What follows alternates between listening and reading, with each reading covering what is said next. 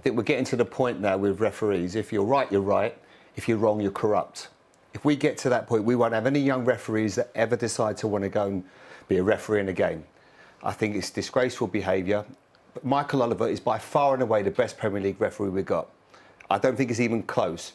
Do I think it's a red card? No. I actually think, and I'd hate for this to come in, it almost feels like a bit of an amber, because it's a calculated challenge. It's not a great challenge, and I actually think it will get overturned. And Michael will probably, had a bit more time, he might have probably only given a yellow this time. I feel sorry for Michael Oliver in that situation, because he's reacted to what he's seen straight away and gone, that's what I've seen. But then when you slow it down, you look at it again, you go, it's actually not. That it's a reaction off contact made between the two, and that's where you need the help of your team within the VAR booth. So that's where I do feel sorry for Michael Oliver, because he's gone off his instinct straight away. Frank, let's start with you. Red card or not? No, of course not. Of course not. And especially when you see after what happened to Joao Gomez, and I totally agree with Craig, who made a more dangerous tackle or contact and should have deserved a straight red card. And instead of that, they gave a yellow card. So it doesn't mean anything anymore. I mean, it's just, I want to be the man of the show, so I'm going to show how I can exist. And I give a stupid straight red card coming from nowhere. Hopefully Arsenal won, and they rightly deserve that. And there won't be any big story. But really, it's not like he's about the last defender. It's not like he's really dangerous. And you decide straight away to give a red card. Frank. I think if you cut a montage of all the commentators who were working on that game around the world, the tone of surprise in their voice when that was given as a red card sort of tells its own story there, although PGMOL have said that they support the decision. Of course they will. You know what I mean? We're talking about an organisation who, for me, it's a dangerous mix. You know what I was going to say, Kels, with this? When that happened, Kels, I said, that's a good yellow to take, you know what I mean? Because when you look at it, he's gone in sideways. It's cynical, right? It's cynical. Look, he's gone in sideways, and yes, his boot is caught there. That for me is a yellow card. I couldn't understand it. And like you said, in unison, all the commentators around the world went, "What? Oh, he's been sent off." People thought that he got a yellow before. Right now, if he got a yellow before, you probably wouldn't be able to argue. But for that to be a red card is absolutely ludicrous. There was a ridiculous, absolutely ludicrous red card given to Miles Lewis-Skelly, totally unwarranted. It was the perfect yellow card. It was a professional foul, slightly a professional foul, knowing exactly what he was doing, but it was the perfect yellow card. There was no reason for the red to be given.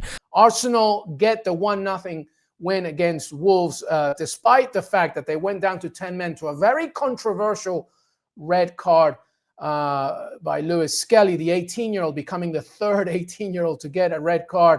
This was a really bad decision. Yes, it was a foul.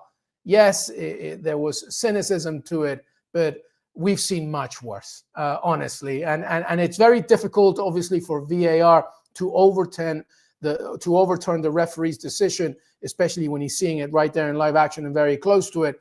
But this was a horrible call. This was a foul. It was a yellow. It was not a red.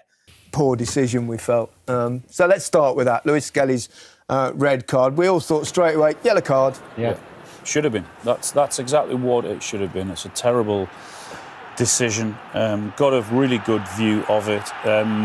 The criteria for the red card, there's no speed, there's no intensity, there's the force. It's not endangering an opponent, and he's about 90 yards from goal. So when you put all that together, never ever a red card. What worries me more than anything would be you've got an assistant VAR and you've got a VAR who have seen several replays in slow motion, and they think that is a clear red card and serious foul play, and they don't think that of the idea to say to the referee, "I think you've made a big error there. You need to go to the screen." That would be the worrying thing for me, because I mean it's a terrible decision. Refs can make a bad decision. Yeah, absolutely. In the heat of the moment.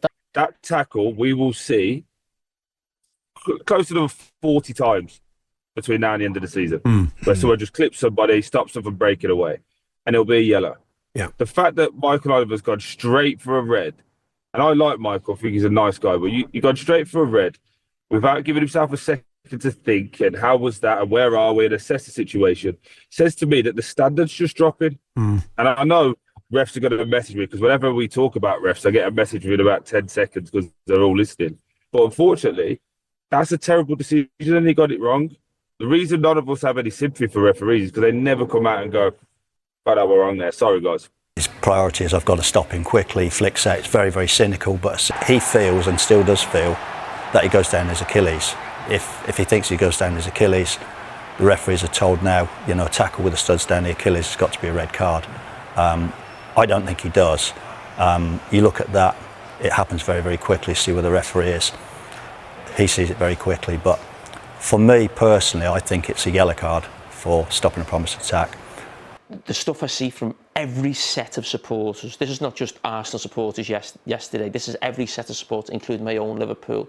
It's tiresome listening to them talking about referees and always thinking their team are the ones who are always getting wronged and there's a conspiracy, they're corrupt against my team. It's embarrassing to see people actually speak like that and they actually believe all these officials or the Premier League. I mean, I commentate now, and every week you'll hear a chant in the stadium, the Premier League corrupt. You know, it's just like, where are we at with the game here? When people actually believe... I mean, this is not happening, but people actually do believe these things. You know, the officials or the Premier League have got it in for their team, but nobody else. They've only got in for their team, but all the other 19 teams know that they're pro them, but they're just against my team. It's embarrassing and utter nonsense, but a lot of it, 90% of it's social media. Michael Oliver's performance, I thought, was awful.